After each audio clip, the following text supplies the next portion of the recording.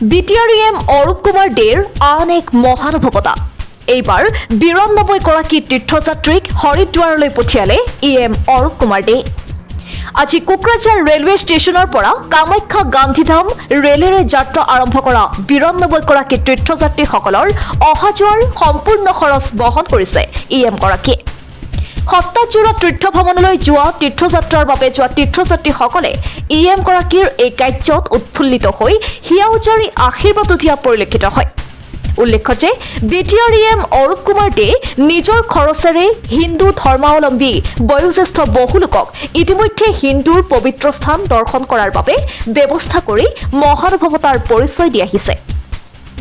এমগৰাকী BTR অঞ্চলৰে নহয় বৰঞ্চ অসমৰ বিভিন্ন জিলা তথা প্ৰান্তৰ ১০০০ তীৰ্থযাত্ৰীক এই বছৰতে পুৰী জগন্নাথলৈ পঠিওৱাৰ সিদ্ধান্ত লৈছে। কাৰ্যবাহী সদস্যগৰাকীৰ এই কাৰ্যত সকলোৱে শলাগ লৈছে। ইতিমধ্যে অসমৰ বিভিন্ন জিলাৰ পৰা ভক্তসকলে এম অৰূপ কুমাৰ দেৰ সৈতে যোগাযোগ কৰিছে।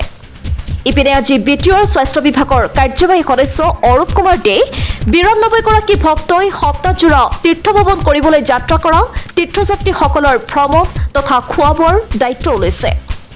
কাৰ্যবাহী সদস্যৰ এই মহান উদ্দেশ্যক সকলোৱে ভূয়সী প্ৰশংসা কৰিছে। কি ক'লে কাৰ্যবাহী সদস্য অৰূপ কুমাৰ দে, শুনক মন্তব্য আগবঢ়াইছো।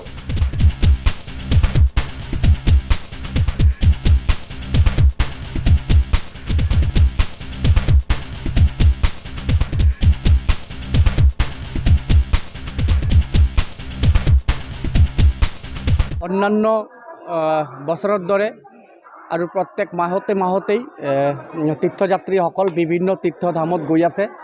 তো আজি আপোনাৰ এই নতুন বছৰ পৰাৰ লগে লগেই আজি ৩ তাৰিখ কোকৰাঝাৰৰ পৰা ৯২গৰাকী আমাৰ আইতাসকল আতাসকল তীৰ্থযাত্ৰীসকল ভক্তবৃন্দসকল হৰিদ্বাৰলৈ ৰাওনা হৈছে যাত্ৰা গান্ধীধাম ট্ৰেইনত উঠাবৰ বাবে মই আজি কোকৰাঝাৰ ষ্টেচনত আহি উপস্থিত হৈছোঁ।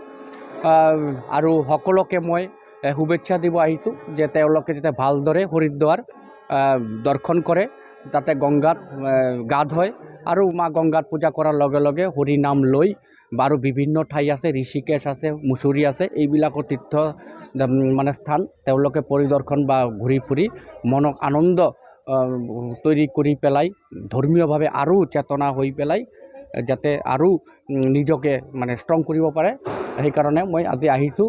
আৰু সকলোৰে প্ৰতি মোৰ এইটো আহ্বান যে তেওঁলোক যাতে ভালে ভালে গৈ পায় আৰু ভালে ভালে যাতে আহে, কাৰণ এই কাৰ্যসূচী মই বহুত আগৰ পৰাই কৰি আহিছোঁ আৰু এইটো মোৰ কাৰণে এটা গুৰু দায়িত্ব। কাৰণ বহুত মানুহ একেলগত যায়, এটা টেনশ্যন হয় যে ইমান দূৰ তীৰ্থযাত্ৰীসকল ৬০ বছৰ ঊৰ্ধত বয়সীয়াল ব্যক্তিসকল গৈ পায়, কি হয় নহয়, কাৰ গা বেয়া হয়, কোনে হেৰাই যায়, সেইটো লৈ মোৰো এটা টেনশ্যন থাকে যেতিয়ালৈকে ঘূৰি নাহে। সেইকাৰণে মই ভগৱানৰ ওচৰত প্ৰাৰ্থনা কৰিছোঁ যে হৰিদ্বাৰ যে তেওঁলোকে গৈ আছে ৭ দিনীয়া যি যাত্ৰা, এই ৭ দিনীয়া যাত্ৰাৰ ভিতৰত তেওঁলোকে যাতে ভালমতে হৰিনাম লৈ পেলাই হৰিয়ে আশীৰ্বাদ দি পেলাই তেওঁলোকক যাতে ভালকৈ ঘৰত পৌঁছায়, সেইটো মই কামনা কৰিছোঁ। ইয়াতে কোকৰাঝাৰৰ পৰা টাউনৰ পৰা আছে, তিতাগুৰি গাঁৱৰ পৰা আছে, শান্তিনগৰৰ পৰা আছে, তাৰপিছত আপোনাৰ কোকৰাঝাৰ বজাৰ আছে, মানে কোকৰাঝাৰ অৰিয়েণ্টেড আমাৰ যিবিলাক আছে নেবাৰিং যিবিলাক আমাৰ ৱাৰ্ড আছে বা গাঁও আছে, এইটো তেখেতে আমাৰ তিতাগুৰি জানাগাঁও বুলি যে ঠাই আছে, তিতাগুৰি জানাগাঁৱৰ ঠাই, তেওঁ গৈ আছে। তেওঁ এজন কৃষ্ণ ভক্ত মানুহ, বহুত দিনৰ পৰা তেওঁ ভক্ত ধৰ্মৰ লগত জড়িত হৈ আছে। তো তেখেতসকলে গৈ মানে আগৰ পৰাই গৈ আছে আৰু এই মানে পথোৱাত মই এটা শক্তি অৰ্জন কৰোঁ আৰু এই বছৰ যাতে ভালকৈ সকলোৱে কাটাব পাৰে, ভগৱানে আশীৰ্বাদ দিয়ে, সেইটোৰ কাৰণে মই এই উদ্দেশ্য বা লক্ষ্য। এতিয়ালৈকে মানে আপুনি কিমানজন? নাই, এইটো মই হিচাপ ৰখা নাই, কিন্তু মই তথাপিও ক'লে বহুত হাজাৰৰো অধিক মই পঠাইছোঁ। আৰু এটা মোৰ আৰু গুৰু দায়িত্ব আছে। আপোনালোকে জানে যে ছ'চিয়েল মিডিয়াত মই আহিছিলোঁ, লাইভত আহিছিলোঁ যে একেলগে গোটেই বিটিআৰৰ মানে ৪০টা সমষ্টিৰ পৰিষদীয় সমষ্টিৰ পৰা ১০০০ তীৰ্থযাত্ৰীক মই পুৰী জগন্নাথ দৰ্শন কৰাম।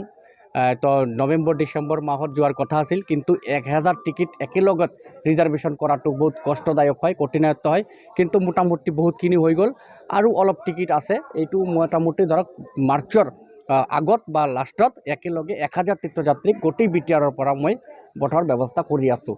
আৰু যদি হিচাপ কৰিবলৈ যাওঁ, বহুত আগৰ পৰাই পঠাইছোঁ আৰু হিচাপ কৈ পেলাই মই নিজকে গৰ্বিত অনুভৱ কৰিব বিচৰা নাই বা অহংকাৰৰ মানে কথা ক'ব বিচৰা নাই। মই আৰু আপোনালোকৰ সংবাদ চেনেলক এইটো জনাব বিচাৰিছোঁ যে আমাৰ এতিয়া সমাজত ধৰ্মক আগবঢ়াই লৈ যাব লাগিব, কাৰণ ধৰ্মক যদি আমি আগবঢ়াই লৈ যাব পাৰোঁ তেনেহ'লে আমাৰ ডিচিপ্লিনত যিবিলাক নিয়ম দেখা আছে সেইবিলাক আমি মানিব পাৰিম। ধৰ্মৰ অধীনত থাকিলেই ডিচিপ্লিনবিলাক হয়, আৰু ধৰ্মৰ বাহিৰত থাকিলে ডিচিপ্লিনবিলাক মেইনটেইন কৰিব নোৱাৰোঁ। সেইকাৰণে যুৱ প্ৰজন্মই হওক বা মহিলা পুৰুষ যোনেই হওক ধৰ্মৰ আধাৰত থাকিব লাগে। যোনে যোন ধৰ্মই কৰক, ইছলাম ধৰ্ম হওক, খ্ৰীষ্টান ধৰ্ম হওক, বাথৌ হওক, ব্ৰহ্ম হওক, হিন্দু ধৰ্ম হওক, কৃষ্ণ ধৰ্ম হওক, যি হওক, যোনে যি ধৰ্মৰ আধাৰত থাকে প্ৰত্যেকে ধৰ্মক জাগ্ৰত কৰিব লাগে, আৰু এই ধৰ্মৰ আধাৰত ডিচিপ্লিনেৰে সমাজখন আগবঢ়াই লৈ যাব লাগে।